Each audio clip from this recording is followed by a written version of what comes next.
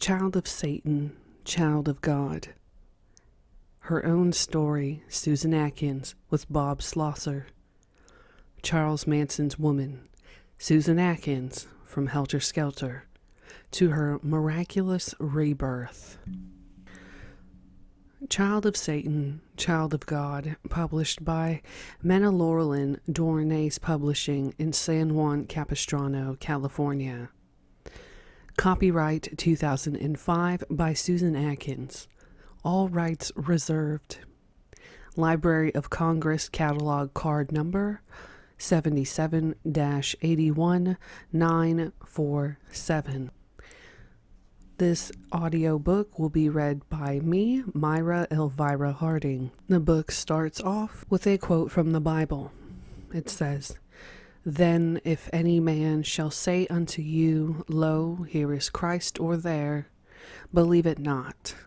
For there shall arise false Christs and false prophets, and shall shew great signs and wonders, insomuch that, if it were possible, they shall deceive the very elect." Matthew 24:23-24. The names of some of the peripheral characters in this autobiography have been changed to protect them and others from harm that might result from their identification. Names of all central characters are actual. Chapter 1. Manson. I gasped for breath and felt dampness of perspiration across my lower back. Standing for a moment inside the door of the big brown house, I heard the pounding of my heart. There was a slight ringing in my ears. I was stoned. The hallway was darkening in the late afternoon. No one was in sight.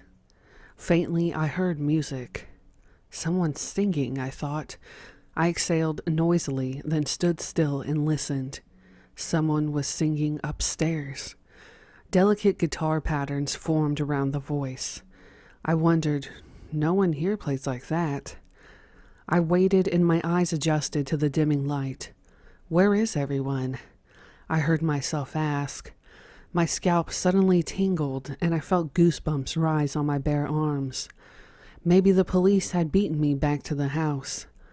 They were really hot after Tom. I smiled. I had given them some chase. Now what? I climbed the stairs slowly, my bare feet silent on the carpeting, and my short skirt swishing barely audibly back and forth across my thighs. I turned to the left at the top of the stairs. The music came from the big living room.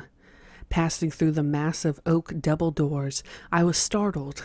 My eyes landed instantly on a little man sitting on the wide couch in front of the bay windows. The fading sun's rays slanted through the partly opened curtains behind him, throwing his features into shadows. But I could see he was singing, his eyes seemingly closed. Without moving his head, he opened his eyes and stared directly into my face. I stared back. A woman was seated on each side of him, and the rest of the girls in the house were ringed around him on the floor. Only 2 other men were in the room. A smoky haze deepened the tan aura of the wood-paneled room. The smell of marijuana was heavy, despite the sweetness of burning incense. Food and candy were piled high on the coffee table in front of the singer. A slight smile flickered on and off the skinny little man's clean-shaven face. "The shadow of your smile when you are gone," he sang softly, seductively, "will color all my dreams and light the dawn." His voice was middle range and expressive. He played the guitar magnificently. I stood for a moment longer at the doorway, fascinated by the scene before me. The women's faces were rapturous, uplifted toward the little man on the couch. Obviously, most of them were stoned. There was a space on the floor to the man's right. I tiptoed to it and eased myself cross-legged to the floor, my skirt rising nearly to my hips. He looked at me and smiled. I studied him, unsmiling. He had a tattoo on each forearm, the heads of women. He wore a white t-shirt, blue jeans, and sandals, and several strands of multicolored beads hung from his neck almost to his waist. His small hands moved deftly upon the battered guitar. He's like an angel. I don't think I spoke the thought out loud, but I was so loaded I couldn't be sure. I've got to dance for him. The thoughts raced in and out of my mind. He's playing pretty for us. I've got to show him what I can do. I've got to dance for him. But I was motionless on the floor. I watched the room deepen into brownness as the last sunbeams made little whirling figures in the smoke. I completely forgot my flight from the crazy cops. I was safe. Everything was beautiful. I was aware that the man with the guitar had stopped singing. Voices and low laughter rose up and down almost lyrically. The little man's spell still prevailed. He was talking quietly and smiling, but he never looked at me. As my consciousness grasped that the music had stopped, I stared at the man's guitar. It seemed a thing of magic and wonder. I'd like to play it, I thought. I bet I can play it. In a split second, he turned his head slowly to look into my eyes. Why don't you play it? He started to move the instrument toward me. My mind swirled. Had I said that aloud? No, I had only thought it. How did he know it? No thanks, I said softly. I can't play. He smiled and looked unblinking into my eyes.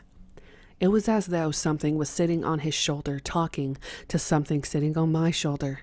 It was as though our thoughts were speaking. In a second or two, he looked away and joined in conversation in the middle of the room. Who is this man? I was shaken. He's really strange. Someone started the record player off to my left. It was The Doors, Acid Rock. Break on through to the other side.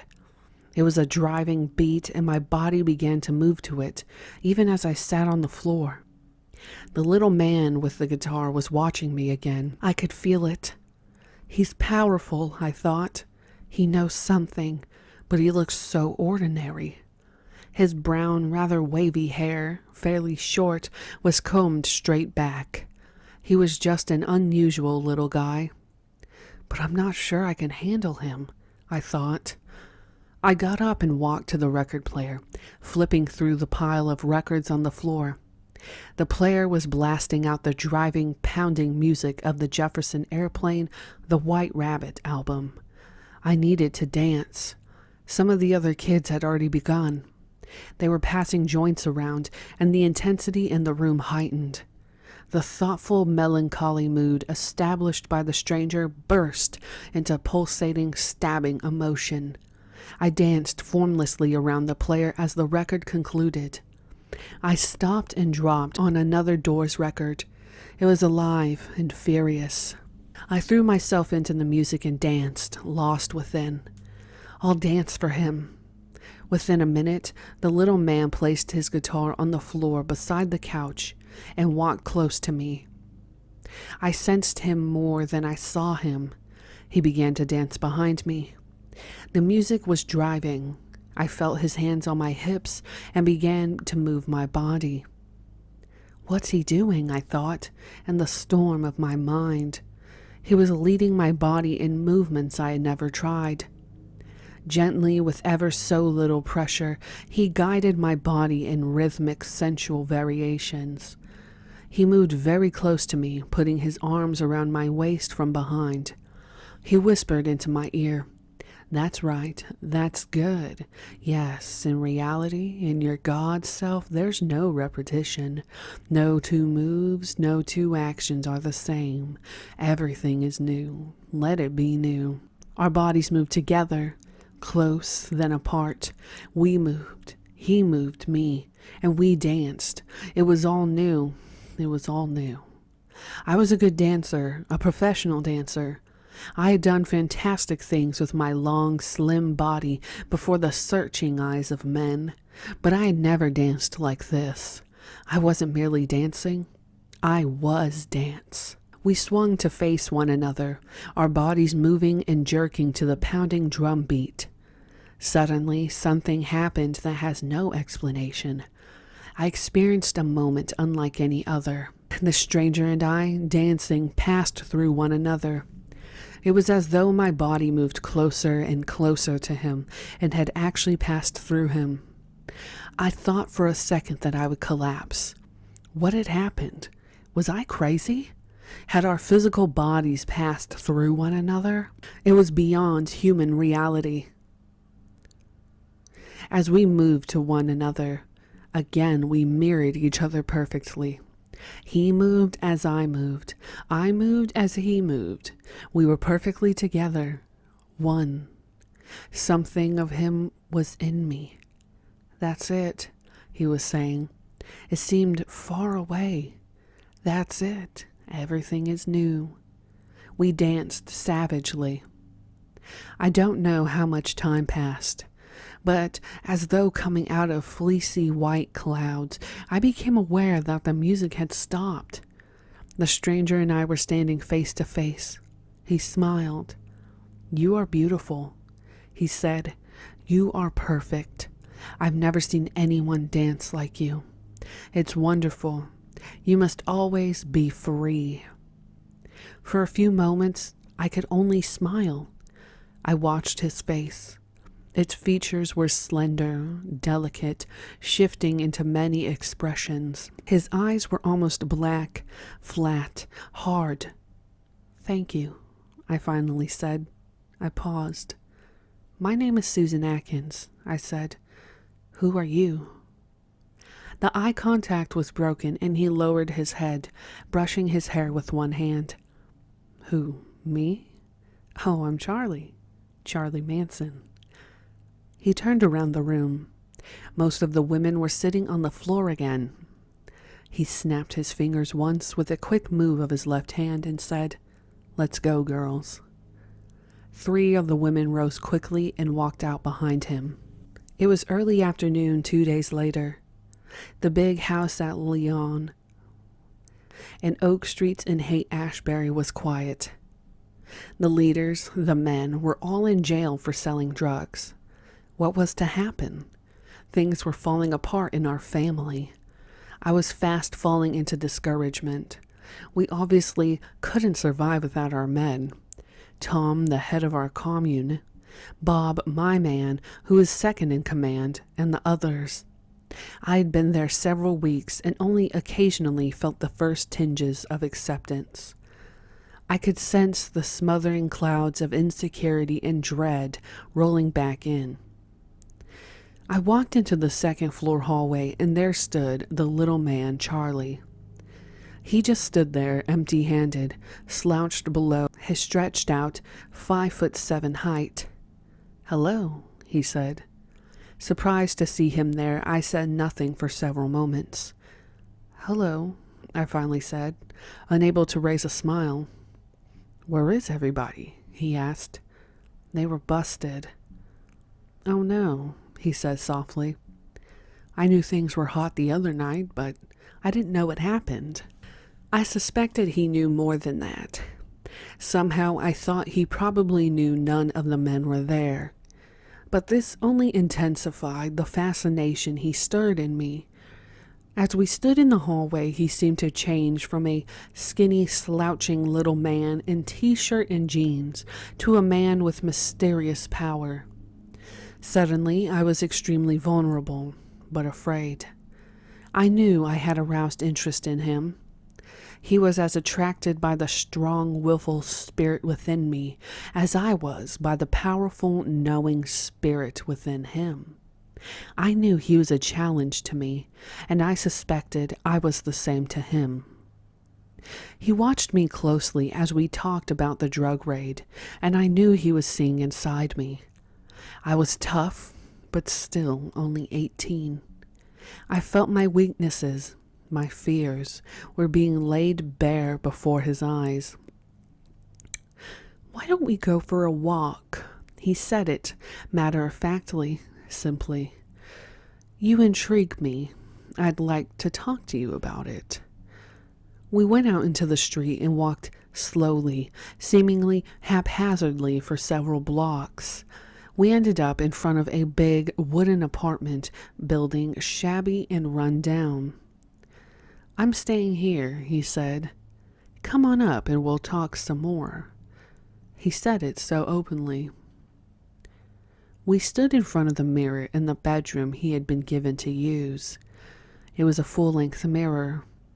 He put his arms around me and we kissed long and hard. Together we removed my clothes and I stood naked before him. He looked at me in the mirror. "Look," he said softly. "Look at yourself. You're beautiful." Sex was nothing new to me, but his words still embarrassed me, and I was aware that the guy holding the apartment was just a few feet away in the living room. I looked at the two of us in the mirror. He was standing slightly behind me, holding my body. "Don't be crazy," I said, half giggling. "That's not beautiful." He almost cut me off. Yes, you are beautiful. You are perfect.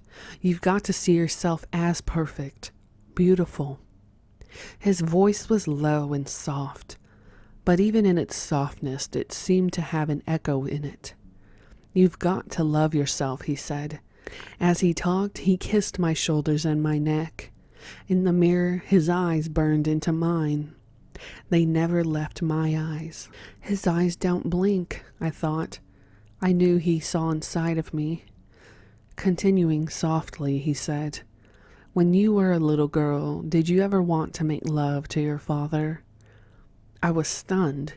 My mind went blank and then raced swiftly over images of my dad. I'm afraid I giggled again. "Don't be silly," I said. "No."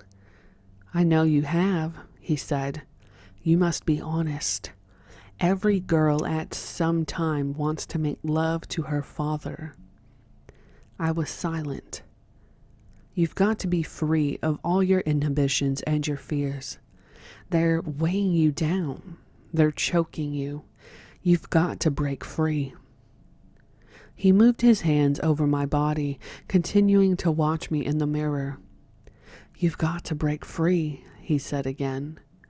My mind recalled the song by the Doors, "Break On Through to the Other Side." "Make love with me." His voice was even lower. "Make love with me and imagine that you're making love to your father. You must break free from the past. You must live now.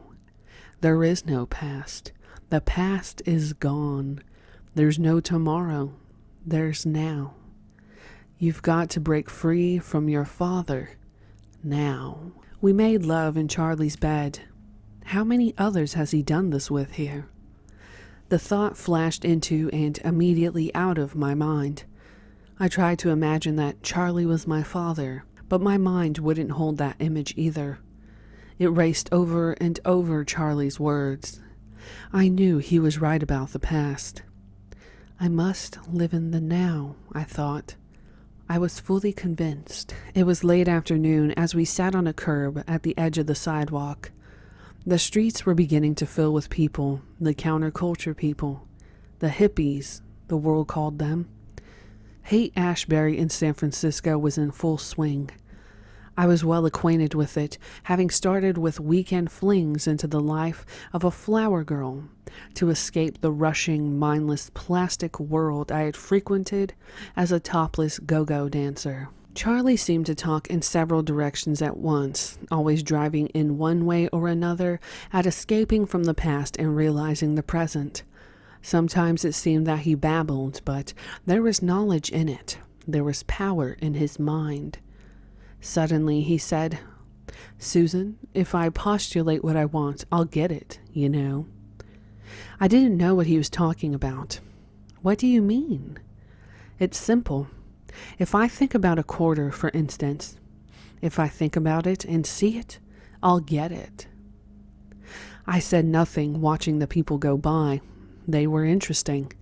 Bearded, long-haired men in simple clothes. Barefoot women, mostly young girls, in long dresses or faded jeans. Without warning, a young brown-haired man turned up and walked up to Charlie. "Here, brother." he said. I want to give you something. He put a quarter into Charlie's hand. Charlie looked into my face. He said nothing. After a moment, he got up and led me into a small fast food shop and bought a cup of coffee with the quarter. Back on the street, we walked along quietly. Rain was falling lightly, but it was warm.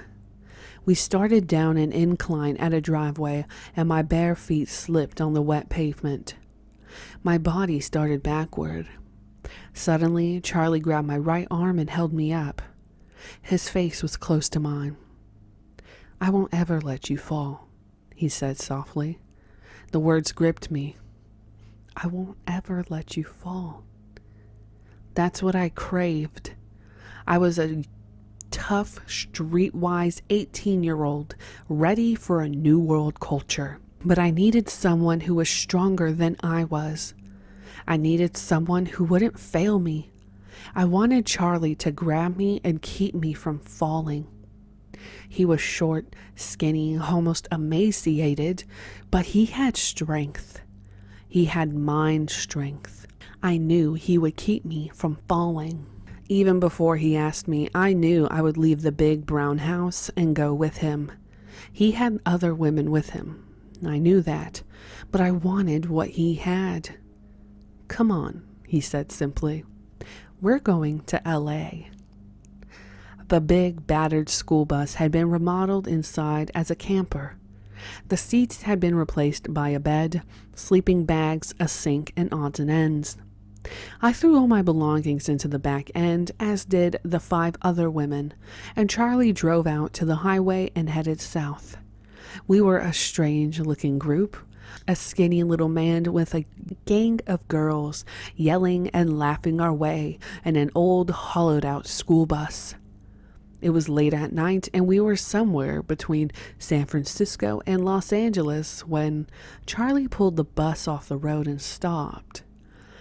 We had picked up 2 guys and 2 girls who were hitchhiking south. Let's have a party, Charlie said, swinging out from the driver's seat. There were enough of us for that. Each one of us dropped acid, LSD, immediately, and we all sat around on the floor of the bus. All but Charlie. He sat cross-legged on a huge pile of multicolored pillows, looking down at us, and he talked. In minutes, the scene was transformed. We all listened intently as Charlie talked. Suddenly, my mind was paralyzed by the knowledge that I was going to die. I was dying. Through the paralysis came Charlie's words. You are all going to die. You all must die. It was the most frightening experience of my life. I looked at Charlie. His mouth was moving, and his hands moved through the air, punctuating his words. But nothing was coming from his mouth. Yet I could hear his voice, eerie, echoing. I could hear his words plainly. You are all going to die. I turned my head. My God, I thought. His words are coming out of the sink. He's speaking through the sink. I looked up at him. He was still speaking, staring first straight ahead and then at one and then another. This is insane, I screamed inside, but I kept my mouth closed. You must die to self, the voice said. You must die. You must become one. Suddenly the bus shook violently. It shook so hard that I nearly fell over. I looked at one of the guys leaning against the wall. I couldn't believe what I saw. He had turned to bones. He was all bones, a skeleton. He had no flesh or hair or clothes, only bleached white bones. I couldn't believe it. The others watched him too. Then just as quickly, his form, his flesh returned, and he was the same young man. But his eyes were full of terror. Charlie slipped down from the pillows and yanked the boy to his feet. Like a flash of lightning, he punched the boy in the mouth, knocking him to the floor. The force of the blow was superhuman. The youth screamed and cried, scrambling madly toward the front of the bus and the door. He tore it open and ran into the night. Insane laughter filled the bus. It was Charlie's laughter. Screeching, cackling, horrible laughter.